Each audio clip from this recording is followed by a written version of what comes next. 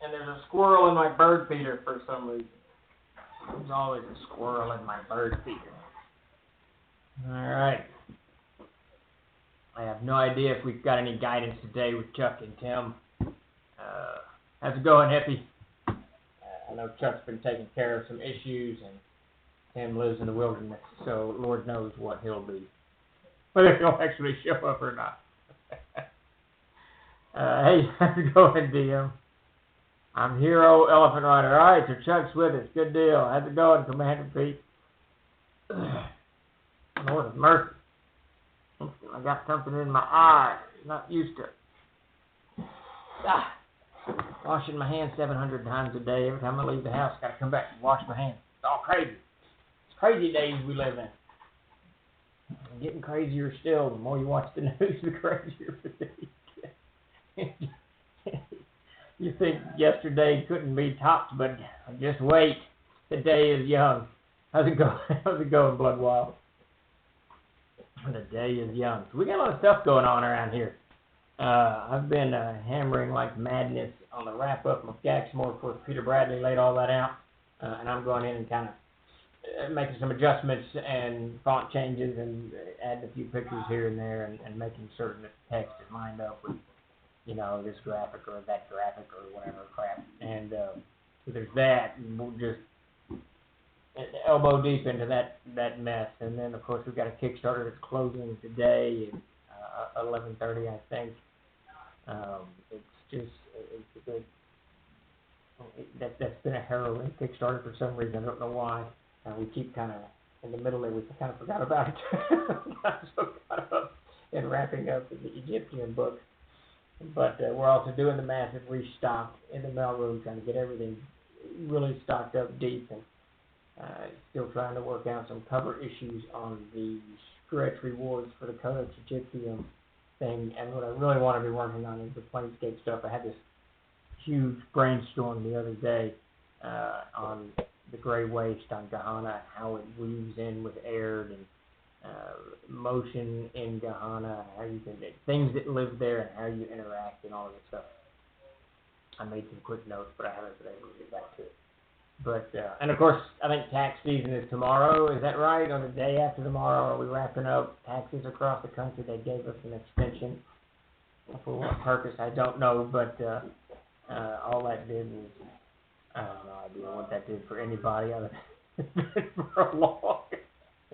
Made everybody put everything on hold. I guess with the shutdown, everybody couldn't get to work, so that helped. But as we shifted to a remote world. But in your essence, with tax season is either tomorrow or Thursday. I don't know. It's coming up soon. Everything will be due soon. But we are here for Ask Me Anything. It's Tuesday, July 14th. And I am 𝚃𝚛𝚘𝚕𝚕, your host, as they might say. Talking about all things Troll Lord, Kickstarter, industry, whatever. Any questions you guys have that I might be able to answer, I'll be happy to tackle.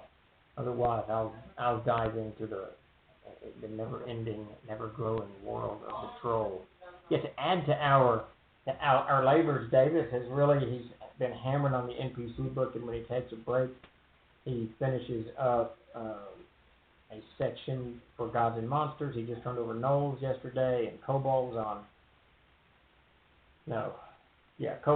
Friday, and Halflings was a week or so before that. And then in the midst of that, he's also writing all of these short pieces. He's taking the 3D printable material from Tom Tullis's Fat Dragon game site, and he's writing up little adventures around the 3D stuff, and we're bundling that stuff and putting that on OBS for people to get an adventure and download the miniatures.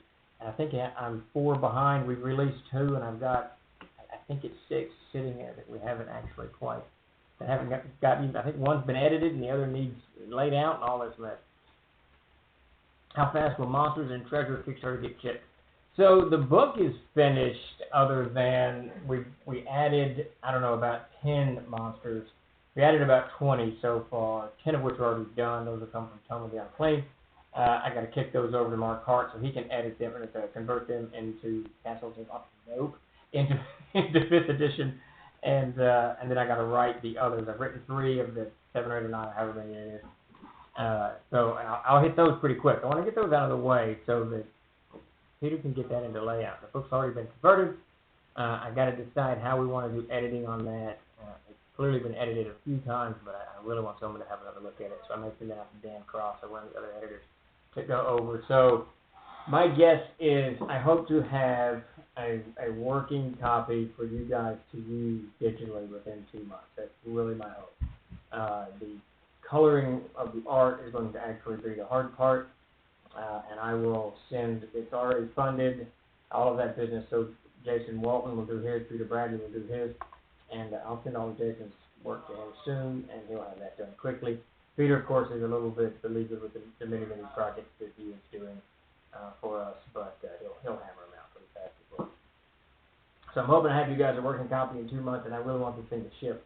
I want to add speed printers by November 1. That is my hope, and that it is not lingering in the troll den like a couple of these projects have. I want to get the back box done and all that stuff shipped out before Christmas. That is the hope. Bloodwell, any ETA on a guide to herbalism and alchemy from the 𝚃𝚘𝚕𝚕 Kickstarter? That one actually, I'm not sure where Chuck is on that. I know he's begun work on that, and the 𝚃𝚘𝚕𝚕 itself is, we finally worked out a way. My initial take on the 𝚃𝚘𝚕𝚕 was to send Matt Golden the PDFs and let him edit it in PDF editor. Because that way it would already have edits that I've already put into it over the past couple of years. But that just didn't work. He didn't have the appropriate software, and it's too hard to ship back and forth and all that crap. So I figured out after a little bit of labor how to extract the text from the InDesign file, and I'm sending that to him, and he's on chapter 2, I think, now, on the editing on that. So no real update on the herbalism and alchemy book. That's actually on Chuck's desk, but I know that he hasn't begun it. I know he's got a lot of stuff already, and it's just got to be kind of put together, and then kicks to me to kind of go over to make sure that it's compatible with CNC and everything that we do at the table. How's it going, Retro Gamer? I see Grapex, Texas. Is there a Troll Lord presence at Founders and Legends Con and Gen Con? I didn't see any that were specifically named as such. How do you approach having more of an online presence at the cons to grow the brand? So I will be actually sitting in on Luke Gygax's game on Saturday morning at 11 o'clock Central Standard Time, I believe is when it is.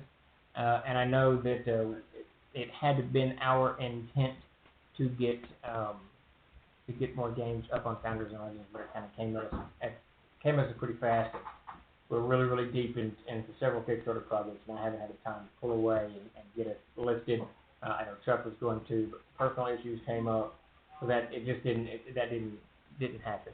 As for Gen Con, as all of these conventions go, digital or whatever they're calling it, remote, I don't know what they're calling these things. We are attempting to get ahead of the 8 ball there so that we can actually get a presence at these shows. And I know that there's quite a bit of work on the Discord channel where that's discussed, where you can go and kind of join it if you want. You can certainly become a CK and play games at one of these cons. That would be really cool.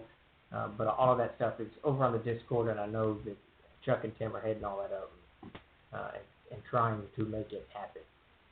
The conventions are always, the conventions hit a wall in me, because I've been going to conventions for so very, very many years, and I've watched many times conventions derail what TLG is trying to get out, especially in the summer months.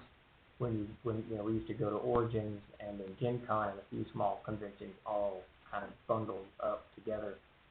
You got a week of prep and a week at the con. You end up losing half of your summer months. It doesn't go into production. It goes into running the booth and all that stuff. So I'm a little bit hesitant to unleash our resources in the digital world. There are suddenly conventions.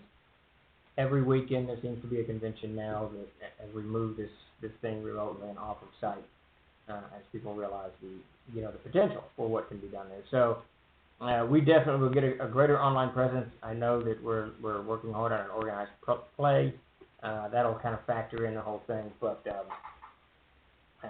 a lot of times when that stuff comes to me, Steve, we need to do X convention. It sits kind of, it's just disabused. It just kind of sits there lonely as I try to wrap up other projects and get things out. I still always keep my focus on the printing side of things. I know that we need to be more active on other sides and stuff, and hopefully Tim and Chuck can make all of that happen. That is the hope. Are there back issues of the Crusader Journal available in print? No, we discontinued the print versions, Prendarius, of the Crusader magazine some years ago.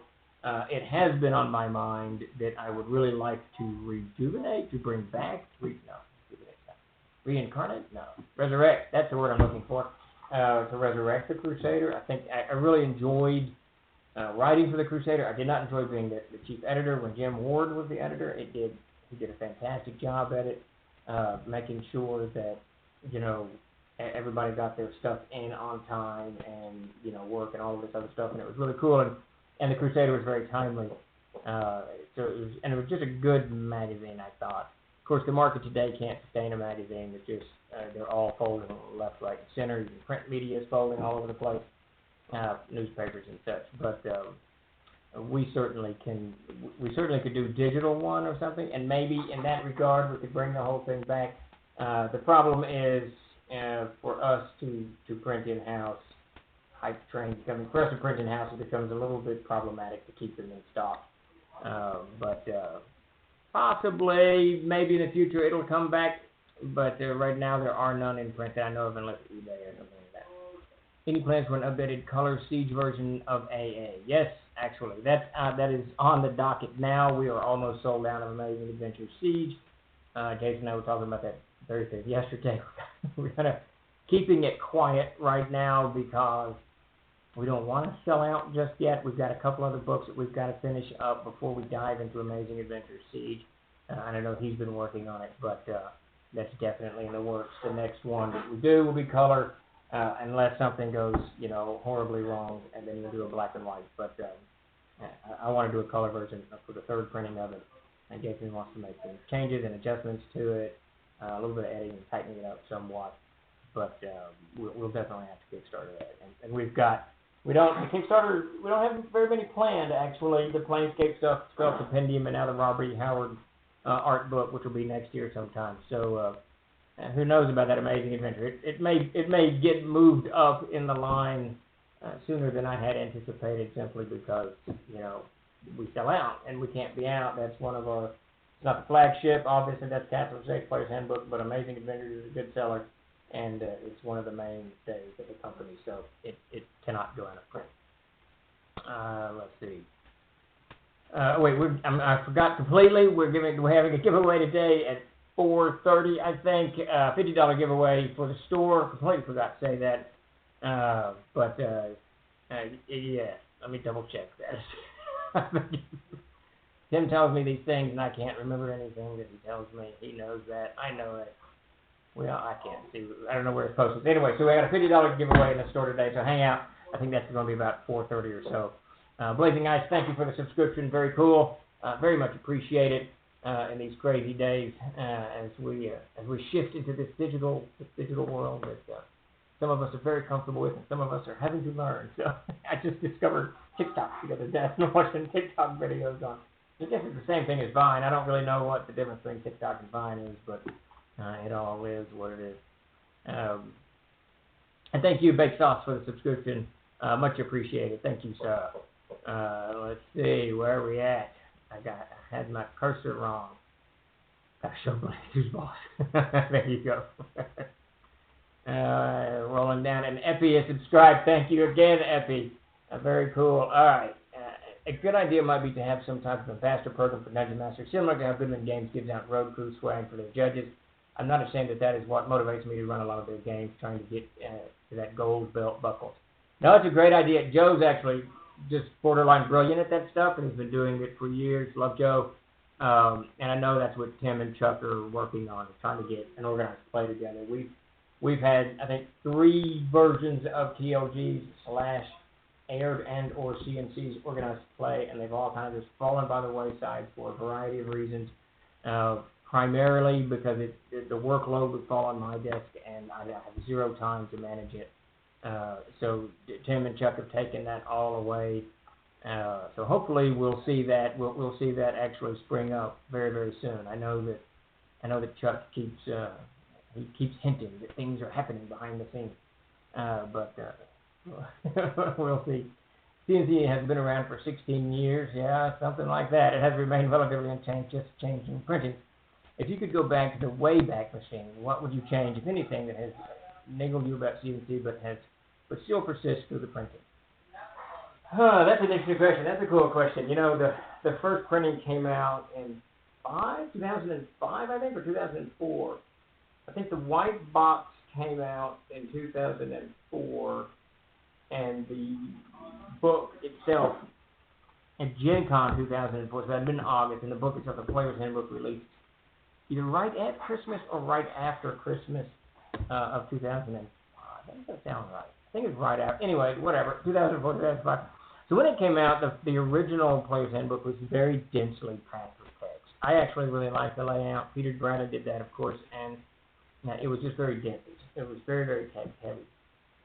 And we got a lot of complaints. I mean, a lot of people wanted it. It said it wasn't readable. To me, it was very readable. I read a lot of history books, so I'm used to kind of that, you know, a lot of information jammed into a paragraph and all that font kind of squinched up.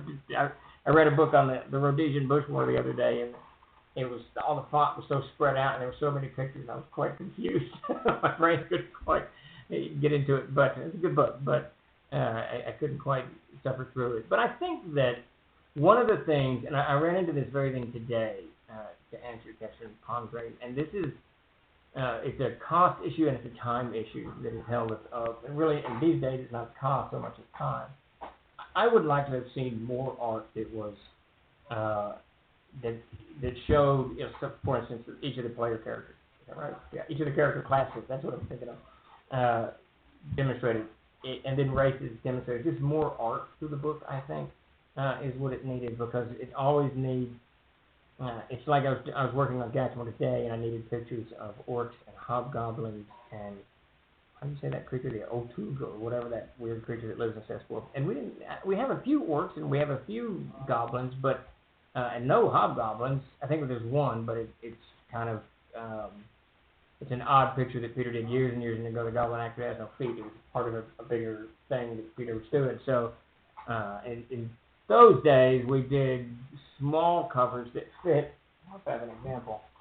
I do not readily available. Surely I do. Anyway, we did small covers so we didn't do bleed off the page. There was kind of this framework, and Peter would do the art around the framework. So if you remove the frame, there's much unfinished art around it. But I think that I would like to have seen more art put into books, and I would still like to see more art put into books. But it's expensive, one, and it's time consuming, and that's really the issue right there.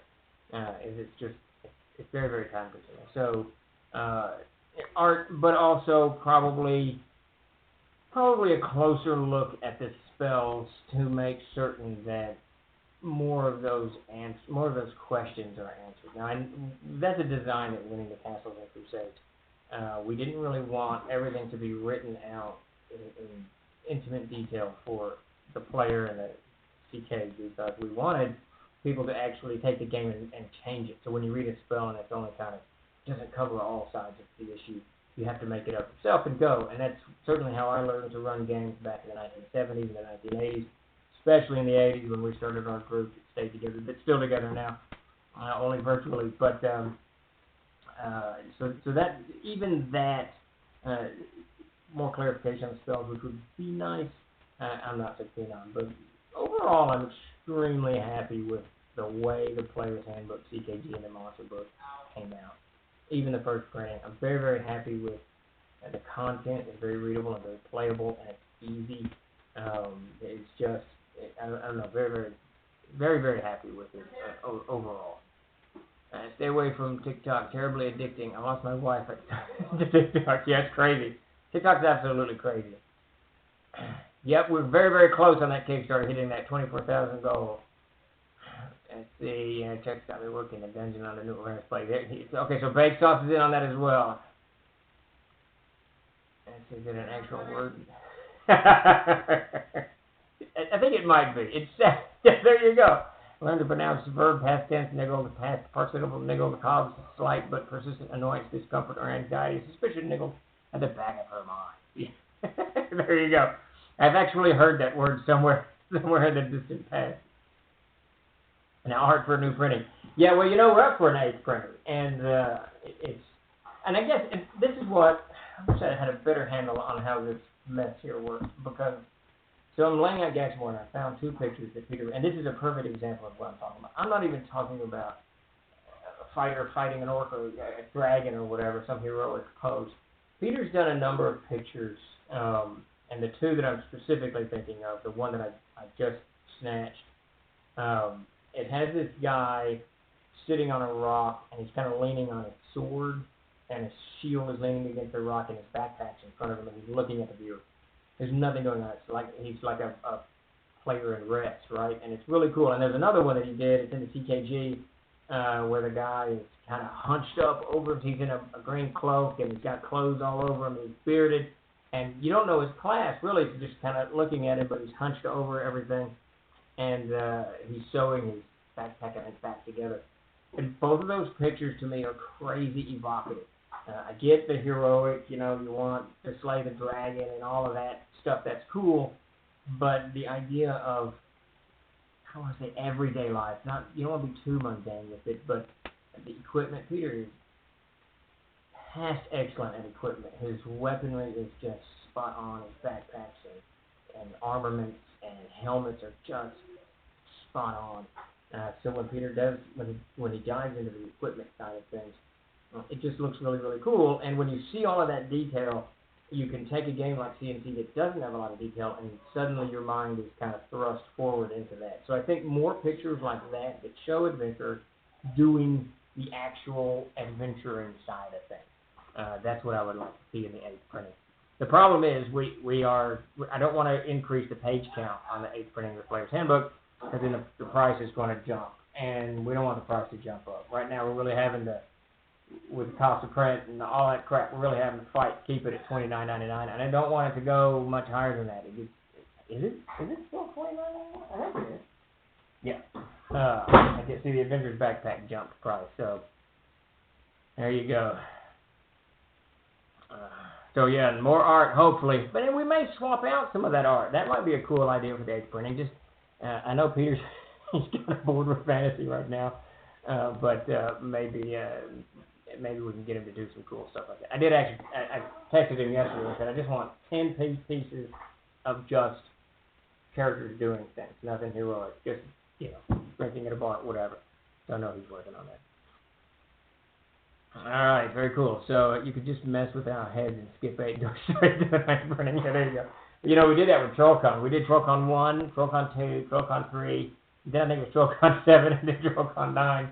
And that was Davis's idea, just to shake things up, just to keep people jumping, because it really doesn't matter at the end of the day, I guess, which TrollCon you're on. So we could do that with the 8th printing. That would break my whole continuity thing. I would never be able to keep up with whatever, when we're discussing what's going on. Yeah, স্থિતિமிஸ், thanks for the shout out for the Discord. I am attempting to go. I am failing miserably. I'm attempting to go every day. We're just kind of shifting. We really like the Discord and Twitch are really a fantastic kind of the evolution of things, from message boards and Facebook and Twitter and YouTube and all of this goobly-goop. It seems like we finally kind of got it landed somewhere. How do you find artists? They tend to come to you. You go looking, or word of mouth. Pretty much I use 3 artists, Peter Bradley, crap, I forgot to write an artist. Peter Bradley, Zoe Devos, and Jason Walden. And Jason has been with us since the very, very beginning. He was the first artist that we ever hired back in 1999. Did the covers for our first adventures, and I absolutely love Jason's stuff. And he does our Christmas cards and all kinds of just cool, great maps, all kinds of stuff. He does fantastic isometric views. Now, if you look at Towers of Adventure, that's one of my favorite pictures he's ever done. That's on Towers of Adventure. And then, of course, Peter Bradley. He's art director here, and he's been here since 2003. I don't know. He always corrects me, but he's been around forever. And does most of our covers, interior layout, and all of all kinds of stuff. Zoe joined us about 3 years ago, maybe 5 years ago now. Holy shit, she's been around for a while, but we've only used her a little bit. She was very young when she started, 14 or 15. I did some pieces for the 𝚃𝚘𝚘𝚕𝚔, and they were fantastic. There was an artist that I used, 𝚃𝚘𝚘𝚕𝚔, who I really felt had captured Baird the way I saw it, making it distinct. We try to have a distinct feel for 𝚃𝚘𝚘𝚕𝚔 and a distinct feel for Baird and a distinct feel for 𝚃𝚘𝚘𝚕𝚔. So no one feels compelled to kind of do one way or the other. You do what you want. But and so Nathan really, and you can see if you've got a codex in front of you, his work is. If you go to the God section, this will be a page number. It's all over the place, but 10 of them in here.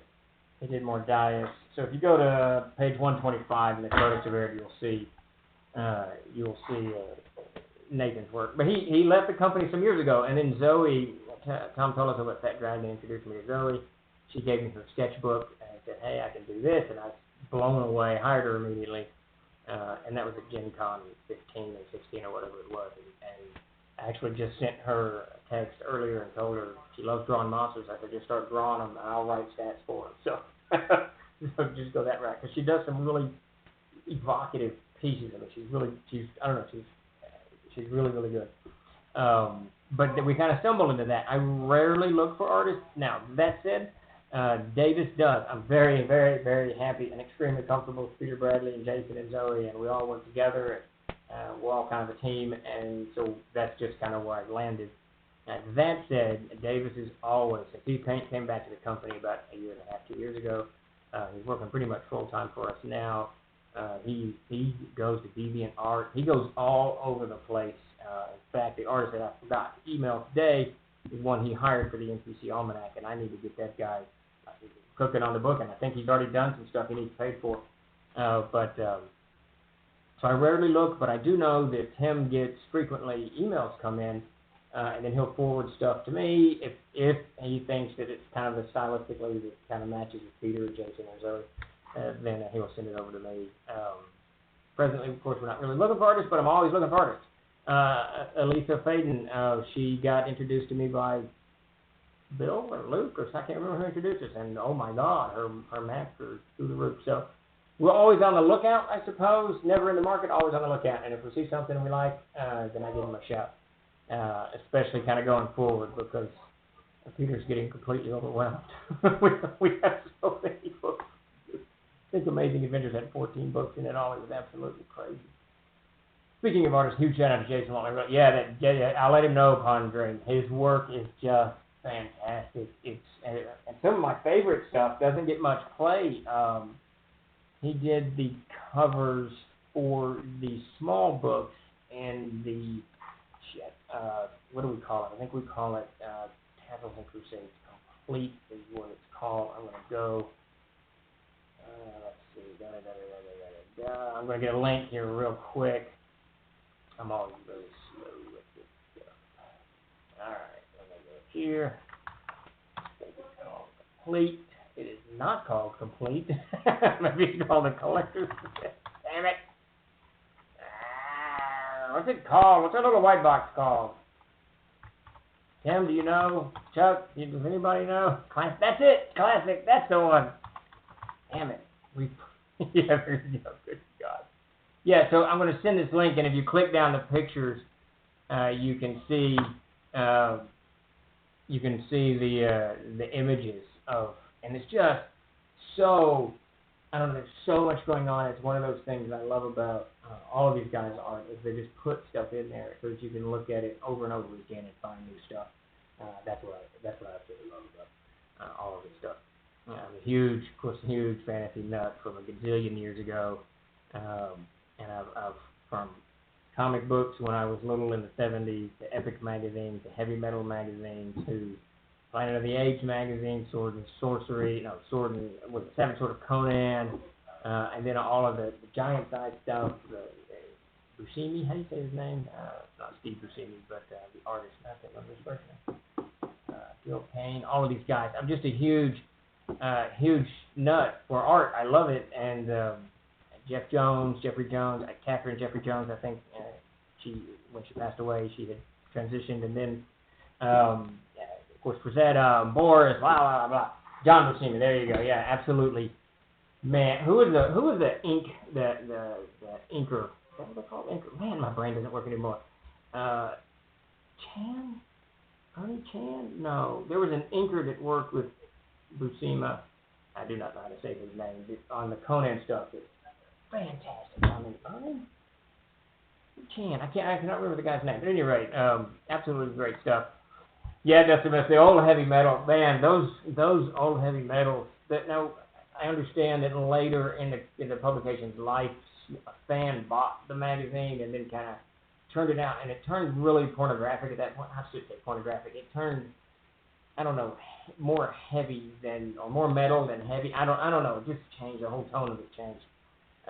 The early stuff was definitely, adult oriented, but the stories in the early heavy metals were really cool stuff. They were way out there, just different things and different writers and artists and their visions of what the world was or could be or might have been. It was just fantastic. And then the art, of course, it ranged over a wide variety of styles. So if you didn't like this, you could like, there was always something to find. Absolutely huge fan of heavy metal. It's one of the very few things I still collect is old heavy metal magazines. I pull them out and read them once in a while. It catapults me back to my to my younger days. Good stuff though, all the way around. Let's see.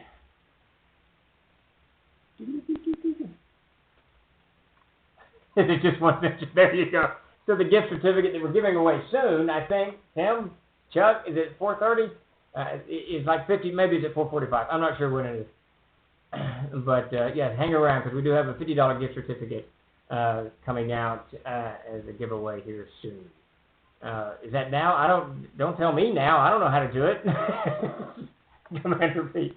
Well, let's see. Jeremy Hatt does weird, awesome art. His creature feature work is worth a look. I'll check him out. Jeremy Hatt. I'll check that out.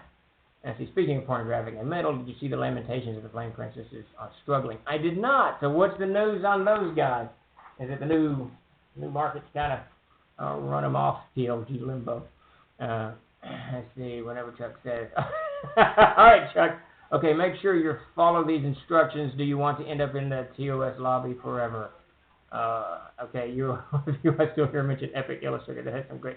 Epic was a great magazine. I don't think it lasted as long as Heavy Metal. Certainly it didn't. And it was a Marvel publication, wasn't it? But Epic really competed with Heavy Metal for its content-wise. I don't think it was, if I remember correctly, it wasn't as adult-oriented. And it because of that, it had a different tone to it. But it certainly was stuff that thought out of the norm. And I have to say, and I'm going to sound old and crotchety, but I don't mean to be that way. In the 70s and the 80s, the comic book and the magazine and the literature that came out was really, it pushed boundaries. The fiction, all of it. And I shouldn't even say push boundaries. That's an idiotic thing to say. Sometimes it did, sometimes it didn't. But it was different. It was original. It was out of the box. Somewhere in the mid-'80s, the late 80s, I remember because I read so many fantasy books, things shifted. The whole paradigm shifted. The Lord of the Rings was doing so insanely well that publishers stopped doing just small books and started doing trilogies, and everything became kind of this, I want to say rehashed, but it's sort of rehashed. It's like watching most action films now. I don't watch many action films anymore that are made in the States because they're really the same film that I've watched 3 or 4 dozen times, going all the way back to Lethal Weapon and Die Hard. And now I'll range out. I mean, you can find some really cool Korean stuff. Some stuff in Indonesia, some great stuff coming out of Indonesia. It's really action oriented. South Korea, really though, man, they got some great action films. It's different stuff. You just kind of work around the subtitles and go for it. But so the epics and the heavy metals, that stuff really kind of pushed boundaries in those days. And I hate that term. Push boundaries is idiotic. It was out of the box. So when you read it, you were reading something different and unique. Science fiction was this way, fantasy was this way, all this stuff was this way. And I don't look as hard anymore, but I don't see that so much anymore. Everything now seems to have some kind of axe that they're grinding or message that they're trying to deliver, not just trying to open your mind to new possibilities or new ways of thinking. I don't know. It's very. I will hold up some of the older stuff to the newer stuff and say that it was superior by a stretch. Steve, we can do the giveaway now if you like. Just give me the word and we'll start it. Okay, go. I'm going to keep babbling because I don't think I have to do anything. But how's it going, Jody? Yeah, go. Start the thing. I'll keep babbling about whatever goobly goop we're babbling about. But you know, that's what I should try to do. Like I said, I collect heavy metals. I should try to find some of these old epics. I only have a few, maybe a half dozen or so. John Byrne started the last galactic historian epic. I said, did he really? Holy crap! I did not know that. Very cool. Yeah, John Byrne really in the 80s, right? He redid Superman. He's the one that kind of reinvented Superman. Now, he's not the one who did the Dark Knight. Who did the Dark Knight? That's Frank Miller. So John Byrne, yeah, he redid Superman, if I remember correctly. Okay, everyone, once it starts, please type raffle to enter. So exclamation mark raffle, and then you hit enter. Then you're in it, like Effie did there. And then you'll be in the running for the $50 gift certificate at our store, and we'll ship it out tomorrow, not Thursday, but we will definitely ship whatever it is you purchased out within 24 to 48 hours.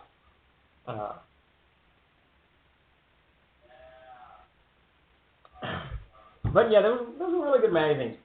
Everything was different in those days because everything online now is just a little bit different of an experience. I think that, and this isn't necessarily bad, but it's easier to leave a medium when you're on the internet. If you're reading, say, a story that's written out and go check up your Facebook or something, whereas before that was not easy to do. So the whole kind of culture of it is a little bit faster. You can see that in TikTok. You can see that in Vine. These things are just a smidgen faster. It's a different way of expressing, obviously, and it's very cool. I mean, you gotta hand it to these people who are doing all of this stuff on TikTok and Vine. This stuff is very, very clever, but it's very, very, very, very different than what came out, previously, stuff that was pushing it. The 70s really was an interesting decade. The more I look back on that decade, it was just, it was tumultuous. America hadn't hit the zone of wealth that she did, post Microsoft, because Bill Gates kind of he changed everything with the computer. But the 70s was that last gasp of, just America was, of course, she's a mess today, but it was, if you look at New York and, it was very different. The 70s were very different, and technology hadn't overwhelmed everything, but it was clearly coming, and it was clearly headed our way. And all of that it showed in the literature, it showed in the comics, it showed everywhere. Jeff Talanian does absolutely do great artwork on his stuff, and he captures that old world very, very well. Iron Jack, does the transition from face-to-face to virtual groups change your approach to product development? It hasn't, well, I shouldn't say that. Yeah, it hadn't until recently. But even then, the stuff that we're shifting, we should have already been doing. So, the major changes that you're seeing in our product line now is when we export the PDF from a print copy, we make certain that bookmarks are there, there's a TOC and stuff like that, so that the PDF itself is more navigable. We didn't really do that heavy just 5 years ago, 4 years ago, 3 years ago, and we should have. But the big transition is coming with the maps. So Tim and Chuck are heading up a whole kind of retooling of the cartographical, that's not a word, the cartography and TLG products so that it fits on multi-platforms. And you can see the first time we have done this is in M1, A Stranger Among Us, that we just released a month or so ago, and you'll see it in M2, the Even Stack, and we're looking at kind of going back to all of our previous products and redoing the maps. So the maps will be printable in a printed book, and they'll be usable via PDF, and then they'll have their layers or whatever it is on Fantasy Grounds and Roll20 and other platforms, so that the maps actually are very useful across the board. And they look very cool, they're very rich in detail, so we're not losing anything on the print side. In fact, we're gaining stuff, I think, on the print side. It just takes a little bit longer. So that's the absolute major change that we're seeing switch over is the maps, making them more conducive, more usable on all platforms. And one of the other things we tried to do and failed miserably was making interactive PDFs where you could get into the maps that we were doing then and link it to all kinds of places. So if you're looking at your map, say you download the PDF, the map is first, and you can click room 1, and it takes you to the room 12 or whatever, so that you can navigate around the PDF extremely fast. And that was all done with Flash software, and as we about mastered that, and the first few products that we did, Flash went out the door. And I don't think anybody uses Flash anymore, but so that went out. But the maps is really, to answer your question, the maps is the big thing. Did we announce a winner? Oh no, we're still doing a giveaway, $50 giveaway in the store. So definitely sign up. You got to type in raffle and no, you got to type in exclamation mark and then raffle. And if you haven't already, please give us a follow. We are here every day. I'm here every day at 4 o'clock on Tuesdays and Thursdays. Tuesdays for Ask Me Anything and Thursdays for GM Scripts and Trade. And of course, we're on Facebook and we've got a blog. We really love everyone to come visit the blog. It's one of those things that we are resurrecting. Just a great place for all kinds of adventure hooks, pictures, just things that we're doing, and blah blah blah blah blah blah. All right, good deal. We're giving away some subs. What are you doing, Babinski? Just tell me what to do, and I'll do it. I'll get my Skype ready in case you start yelling at me again. Good Lord, it's 4:40 already. Yeah, Discord is awesome. I gotta say, I only go there a little bit, but I have absolutely got to start getting into Discord, and it's where I'm trying to get my game to go. Half my players can't master the camera thing, so that's a problem. But and I do want to start running some games on Discord just with cameras, not Fantasy Grounds, not Roll20, just Discord. But get over there and do it. I finally kind of figured out. How to use it. So that's a good thing. Yeah, I'm the same way, Blood Wild. The exact same way. I went over there and I couldn't figure out what it was doing, however. But I got in a few weeks ago and kind of just studied it, and I think that works. All right, so we just slammed a bunch of people with some subs. Very cool. Hope you all enjoy that. And we got another show on Wednesday. I can't remember what we changed the name to, but definitely Tuesday, Wednesday, and Thursday we're here on Twitch hanging out. Let's see. We got a winner. Who is it, Babinski? Who has won the $50? Very cool. Pawn Dream, you have won. Please speak up in chat. Very cool. Congratulations, Pawn Dream. Great question, and you won the giveaway. Of course, it's all random. I don't know how this crap works, but Chuck and Tim make it happen, so that's very, very cool. Very, very cool. There we go. All right. So, Pawn, if you could message Babinski, I don't know how you do that, but however that happens, if you could message him, he'll get you hooked up one way or the other. And whatever you jump on, we'll ship around. Anyway, so very cool stuff, all kinds of cool stuff. I would like to see, it's one of the reasons, we talked about the Crusader earlier, it's one of the reasons I'd like to see the Crusader come back and actually do a little bit more content in it, as opposed to, before we did like character classes and just odd, stuff for the game. I would kind of like to see the Crusader have more fiction, maybe some cartoons in it, bring back Stobbits on the front porch, and just all kinds of stuff. Would just be kind of cool, I think. And I don't think that we can recapture heavy metal and epic and things like that, but it might be certainly something, I'm not sure to pronounce rock. Davis considers it a high fantasy campaign setting. I don't. I actually consider it medium. I play it kind of low. I don't do a lot of magic. But when you read the Codex Revered, especially the gods interacting, these are extremely powerful creatures that move things. He's like, high magic, that's how David considers it. I don't do a lot of magic in mine. But, Inzaya doesn't even rank. Inzaya doesn't even rank as low, medium, or high. It's just death. It's just, it's funny, too. Yin, yang, whatever, optimist. I'm kind of an optimist. David's kind of a pessimist. When you look at Aird, when I wrote and created Aird, and it's founded on the language of creation, and Davis and I, years later, a couple of years later, we're sitting in a truck driving to Origins. We were talking about merging the worlds, how we can make it together. and he started babbling about the language of destruction. I was like, what are you talking about? It's the language of creation. He goes, no, Nsaya is the language of destruction.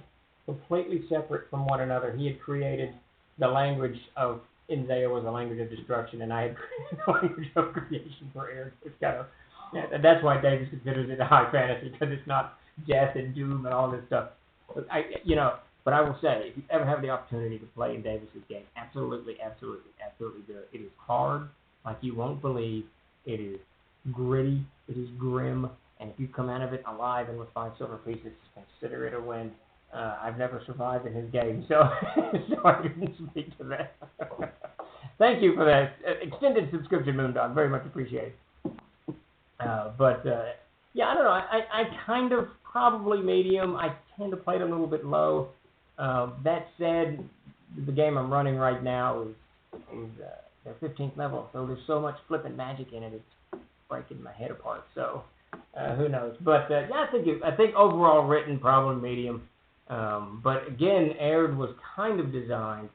When I wrote Erd, obviously there's the world setting that I created, but the published side of it, I wanted people to be able to take it and run with it. So I didn't want to do too much of anything. You don't see races that are beyond the pale of what normal C&C or D&D game that you're playing, or Dungeon Crawl Classics, or Swords and Wizards, whatever game you're playing. So I tried to keep it so that you could take it and run with it. And if you want those races, if you want to import, a half-dragon, ogre thing, whatever, then absolutely do so. But the setting itself is kind of grounded in a mythology and then real-world kingdom that interactive with one. If you haven't checked out Erd, we are on World Anvil, all over World Anvil. It's one of those things I constantly forget. But definitely check it out. World Anvil, the World of Erd is over there. Very, very cool. I missed out on the gaming magazine side of the industry, so I'd be excited about a Crusader Rebirth. Also, I'd love to some more pulp stories. Yeah, that really, if we do bring the magazine back, and like I said, it has been on my mind lately. I really don't know why. Probably because of these Twitch feeds. We keep talking about heavy metal, and I get fired up. But yeah, it would be kind of cool. It would be nice to have literature to read. Obviously, and if we avoid the print side of things, then it becomes a digital. It's just a different world that we're in now. And print magazines are very, very tough, even for us, to keep a magazine in stock. We could do it because we own our own print shop. So I guess it's just more. Fuck that. We could keep that in print. Forget that. If we do a magazine, we'll offer it in print, and we'll keep it in print because we can, because I own a print shop. So there's that. Now, I tried to talk myself into only going digital, but that's just not going to work. But we can go both. The thing is, printers, we can do both. Literally, the way the operation works here, everything is saved on the print shop computers. We've got a printer, we've got a binder, we've got a cutter, and if an order comes in and we don't have it, we print it, bind it, cut it, and it's ready within a day or so. The only thing we have to keep in stock are because we don't UV coat covers here in the shop, is covers. So we keep 100 to 200 of every cover in stock, just so that, when we got to print something, print. So the thing with the Crusader, the challenge with the Crusader was, one, it's got covers on the inside and the outside, which is just a little bit more difficult, a little bit more expensive to do. And then we saddle stitched it, and when we upgraded our machinery, and because no one was doing magazines, no one does saddle stitching anymore. The machinery that we have now does a saddle stitch. We have to get an extra component to do that, blah, blah, blah. We shifted it then into a perfect bound. I can't believe I don't have a Crusader sitting here. I think that's actually one. Get this damn drawer open. It's too tight. Nah, that's not a Crusader. That's too big. Anyway, so we had to perfect bind it, and then the perfect binding of the smaller, 24 to 50 pages gets a little bit problematic, but it's all very, very doable. Let's see. Yeah, we definitely can do a PO. I don't really call it print on demand because we own the shop and we print whatever we need. But I suppose that is exactly what print on demand means. So there you go. Crowdfunding for Crusader print. There you go. The hard thing about the magazine, and this is the hard thing doing it when we did it. So it's kind of in and of itself a full-time job. You got 2 weeks of gathering art, layout, and all this other stuff, putting it together, printing it, binding it, all this goobly-goo. So to do that and to do a regular publication schedule, that was really the hard part. We hired Jim Ward to manage it quite a bit, and that helped immensely. And then Peter could slam it together. But it frequently became something that interrupted a normal production schedule, and vice versa. The normal production schedule interrupted the releases of the Crusader. So if I do it, if we go forward, it'll have to take. It'll probably be quarterly to begin with. And it'll have to take on a life of its own where it's really part of the production schedule and not just kind of something that Castles and Crusades that supports the CNC game, if that makes sense. It'll have to be a regular book that comes out. But we'll see. We'll absolutely see. I'm running out of shelf. Why isn't happy? Yeah, I know that story. Move her around. I don't know if that's a good idea. There you go, Pondry. You'll love the art if you scoop up that classic box set. Had to move a lot of storage to make room for more CNC. Hoorah, that's the way to do it. Yeah, that's the thing about storage, isn't it? We all got too much in storage. My wife began a crusade about 7 days ago. She's trying to get rid of 10 things a day. And it's anything, old shampoo, whatever. And she's been heroically doing it, cleaning out closets and stuff. It's very cool. Let's see. So, yeah, oh, good Lord, we're about ready to wrap up. Revive it as a Kickstarter design like the DCC one. Yeah, Barry, that's not a bad idea. I love what Joe does over there because he does that, what is that magazine called? He does it quarterly, I think. I think we run ads in that. I can't remember. And that's what he does. And he does basically a pulp book. Now, I don't think that's I wouldn't want to do pulp, but certainly something from the 70s and the 80s, that kind of stylistic thing would be very, very, very cool. But, yeah, I love it. I love the idea of it. And as soon as I get Gaxmore done, I'll sit down and give it some real thought. And hopefully we can play. Oh, that'd be cool, Barry. Yeah, I mean, and in times like these, I know all the news is bad and all of this is bad and all of that's bad. But in times like this is when people innovate and things change. And hell, look at what we're all doing as we move entire platforms digitally. This is the time to innovate. This is not the time to not innovate. This is not the time to sit back and wait for whatever to wash over you. Now's the time to study what is going on in our lives and fix things, make them better, and innovate and try to make everything work better, make your dollar go further, and all this other stuff. So it might be something to look into. I just don't know if there's a market for it. It's very, very interesting. I was thinking more a lo-fi like crawling under a broken moon, etc. I was thinking more low. I don't know what that means, Barry.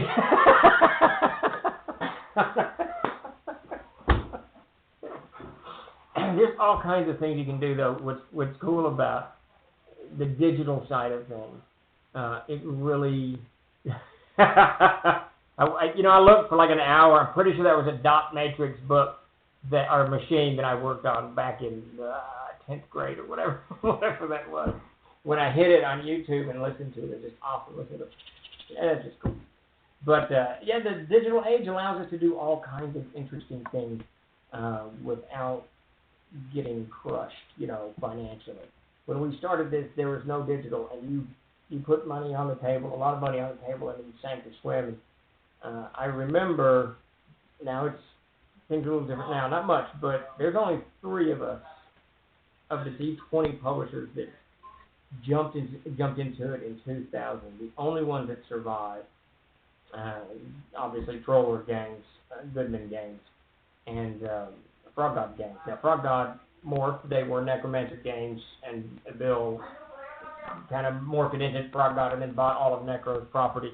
And then Goodman took a couple of years off. He was never out of business, but he took a couple of years off as he did the DCC game. And I shouldn't say off, because they were still doing 4th edition adventures, I think. But I guess Mongoose is still in. I think Mongoose is still in the game with some Traveler stuff. But by and large, of the dozens and dozens of companies that were in 2000, they're all gone. And because in those days, you had to put real money down. I mean, it was expensive to get these things started. We actually mortgaged Davis's truck. We all pitched in a couple of grand and took a loan out on Davis's truck to get Troll Lords started. I believe that's how we financed it. I used Mac's credit rating. He had the best credit rating. My credit rating was not good. It was not. So, I used Mac Golden's credit rating, Davis's truck, and mostly my content. to get this thing rolling. So check out the third-party stuff in Goodman's store. There are a lot of little do-it-yourself notebooks. Oh, that's cool. Yeah, I'll check that out. That's very cool. We've got on our end, there's the Crusader? No. The Crusader Companion is out there that has a lot of that stuff. Yeah, lots of room for all of that. There's just a mountain of room for all that stuff. All right, well, it looks like it's 5 o'clock. We've got painting miniatures tomorrow at 7, I believe, and then I'll be back for Jim's Tricks of the Trade on Thursday at 4. I completely forgot to get last week's out, and I'll get this week's out sometime tomorrow, and then we'll dive into that mess on Thursday at 4 o'clock. Lord, we'll do Jim's Tricks of the Trade. I think it's number 56, 57, or 55. I have no idea. I can't keep up with all that stuff. But I'm going to wander off. I think there's pork chops cooking tonight, so I'm going to have some pork chops and macaroni and cheese today. Thank you all for showing up. Sure appreciate it. Love the questions. Love the back and forth. We'll try not to make it too much about heavy metal and ethics, but I do love those magazines. But thank you all. D.F. Samuel, Moondog, Decimus, Bloodwild, M5, Commander, Virtual Wizard, Ultra Magnus, Merge 00, Grapefx, everybody, and thanks Chuck and Tim for bringing this all together and all the other stuff. Anyway, give us a follow, spread the word, and we will see you on Thursday. And on Discord. Hopefully I get on Discord tomorrow, and we'll sit around and chat a little bit. All right, y'all. Have a good evening, and have a great rest of your week.